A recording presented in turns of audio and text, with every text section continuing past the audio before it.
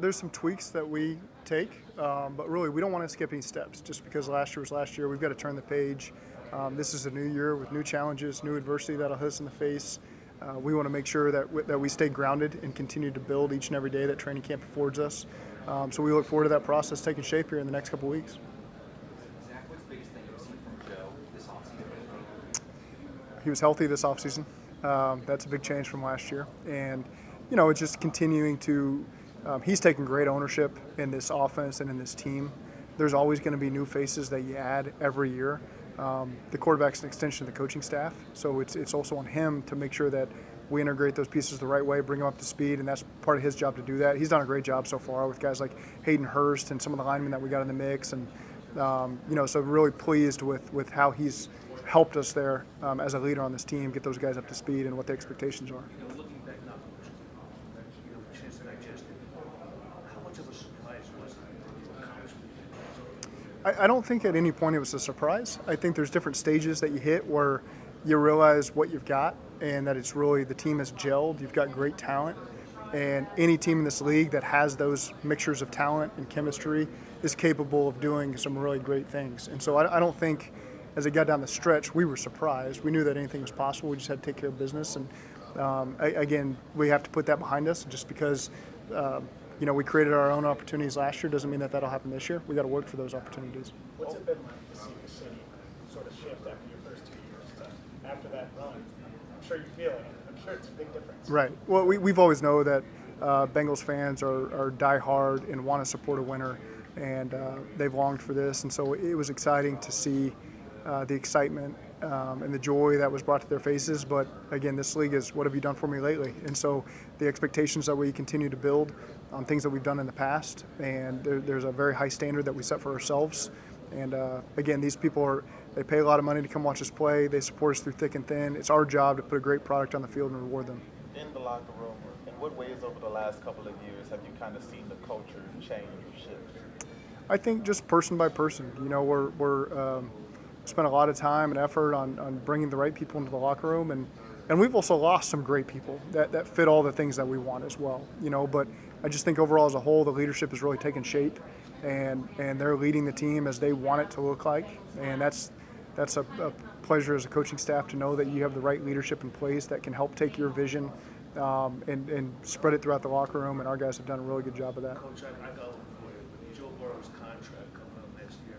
What are the possibilities of Joe Burrow's name as the naming rights for a stadium? That is above my pay grade. With this time of the year, I feel like for you as a head coach going through it, obviously you have some downtime before you get to this part of the year, but kind of flipping the page once again, officially into the season. How do you always feel as a coach for this? I think as these days come and the players come in the building, there's always excitement. There's always anxiousness, to see what kind of team we have and how they're going to work together and fit together. And again, we know that there's always going to be different forms of diversity that come at us a lot of different ways. You can never predict what it's going to look like. But we think we've got a team that'll be able to tackle whatever comes at us and make us stronger. And it's a long season. We hope to be playing in February again like last year. And so we know that it's a process that we got to undergo, and we can't skip any steps as we get started here. Was it like the first day of school being laid outfit out before training? I wear the same thing every day, so that's not hard for me to do. But it's excitement, to get guys back in the building, and I know the guys are excited to be around too. What's it been like that process to see ownership in this organization and a Ring of Honor? I know that doesn't necessarily affect offense, but indoor practice, all of these different things that they've maybe not done in the past, or decided not to, that they've decided to do in the past couple of years. Well, those aren't things I can speak to in the past, but since I've been around in the building, no thanks to me. It's just that's what I've experienced. Everyone being on the same page and wanting to make sure that we can get the best out of this organization, the coaches, the players, and so again, it's been very positive. The way that they've treated me and the way we've interacted together, and I'm glad that the fans are excited about what's going on. Mike Brown said he's very happy with you and your performance as head coach. I'm very happy with Mike too, so just make that clear. And he mentioned your connection with Joe Burrow, obviously working there. What have you sensed in your first 3 years and the last year working with Joe? How has that really taken this whole season? Well, I think in this league, the quarterback position is as important as anything. And not only that they're talented, but they have the right makeup. They have the right leadership abilities. They make those around them better. That's not just on the offense; it's the entirety of the team. That the team believes that the quarterback can take us to great heights. And this team and this coaching staff and this organization, this city, all believe in Joe. So, and like I said earlier, the quarterback is an extension of the coaching staff. And so, schematically, he's got to believe in what we're doing. He's got to understand why we're doing it.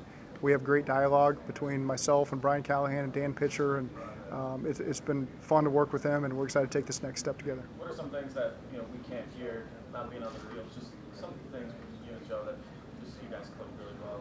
Get on the same page. What are some things that just makes that work? Well, I think it's more, in the meeting rooms. That's where a lot of our conversation comes. On the field, I let the position coaches and the players work together.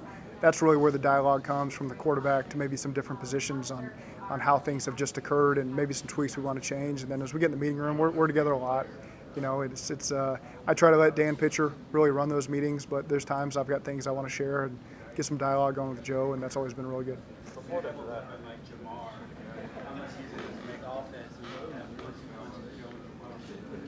It doesn't always have to be the perfect play call. It's those guys sometimes when there's no play to be made, they find a way to do it, and it makes your job a lot easier. You don't get the right coverage or front that you were maybe expecting, but you've got great players that can overcome their coaching to an extent, and that's part of life in the NFL. You got to have guys that are that caliber of player that can make it work and keep defenses on their toes, and Jamar and a bunch of those guys, that receiver spotter guys, that can make that happen. Before the draft, you guys talked about upgrading in the secondary as well. Now that you've had a chance to kind of see these guys on the field a little bit a couple of months ago, how do you feel like that? We haven't done a lot. It's been all, just stuff in helmets. But I think above the neck, they've done a good job retaining the information, taking it to the walkthroughs, working hard in individual and in the meeting rooms. And now training camp's really your first opportunity to really evaluate those guys and see how they play when the pads are on and the bullets are really flying. But I'm excited about that group as a whole. Very similar to the defensive back question. We haven't had any contact yet. So a big part of the offensive line play is the chemistry that they have together and the communication. We feel like we've got the right pieces in there. Now we just have to see as it takes shape throughout training camp and into the season. These things don't happen. There's not a timeline that you can stick with. Hey, in 2 weeks we expect to be here, and 6 weeks here.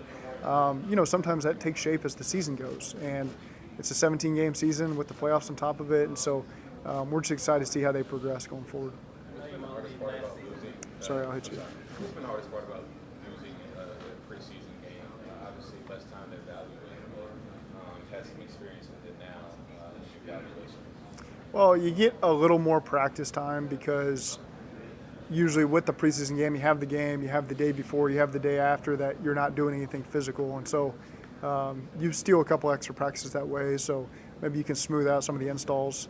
Ultimately the way that most teams have really treated the guys that you anticipate being key players for you not playing as much.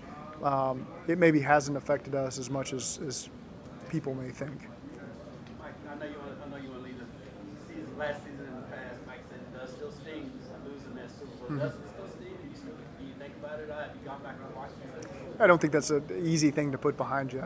It's certainly to get that close and not win it all is difficult. But again, it just motivates you in the future to get back there and be able to finish the task. How are Collins and Alex Cappa doing? Great. Two veteran guys that have been through this stuff before. And so it's our job to manage them as we get into a long training camp and make sure that we progress them the right way, even when they're eager to get back out there and do some things and they're feeling good. It's our job to make sure that we really manage them. And, anticipate Alex probably being on the field sooner than LC.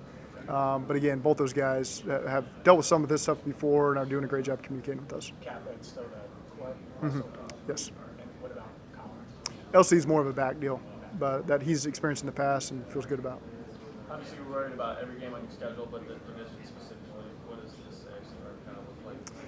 Well, it's we always feel like it's the best division in football. It's a physical. It's got premier players.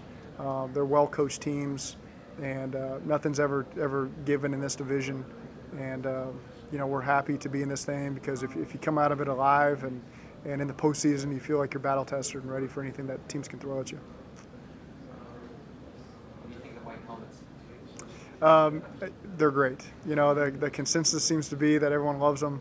I probably have the smallest opinion of the jerseys and helmets of anybody in all of football. My kids love it. My friends text me they love it. The fans seem to love it. The players love it. That's all that really matters. My opinion does not matter. It's safe to say as a coach that that's the last thing on your mind. I mean, if you ask me an hour after game, what did we just wear? I might not be able to tell you. So I'm happy that everyone's pleased, and it appears that we've really hit a home run with how it looks, and people are really excited about it, and so that makes me happy. You know. You mentioned the chemistry and communication being important for an offensive line. When you look for out of a group early in camp to show you signs that they are clicking. Well, you're going to make mistakes. That's granted. We're not going to be perfect as we come out there. I wouldn't want us to be perfect. You want some guys to have to learn through some adversity and learn on the fly a little bit, but you know, we get probably as many walkthrough reps as we get live reps, and so that's a great opportunity to really focus on the communication and the above the neck. And I've been really pleased in the spring and just 2 days out here with some of the younger guys, the way that they've attacked that, and they understand. And that's something I think we've really improved on over 4 years of what that looks like, because in this league and the way the rules are shifting, you have to put a lot of stock into the walkthrough reps and how much you get out of them. Sometimes we walk through plays and never get a full speed rep at them before we execute them in a game. And so our guys have really understood that. The message has been delivered to the younger guys that maybe got more reps in college than they get here, that you have to attack every walkthrough rep like it's a live rep, because that may be the only one you get. And they've really taken understanding to that.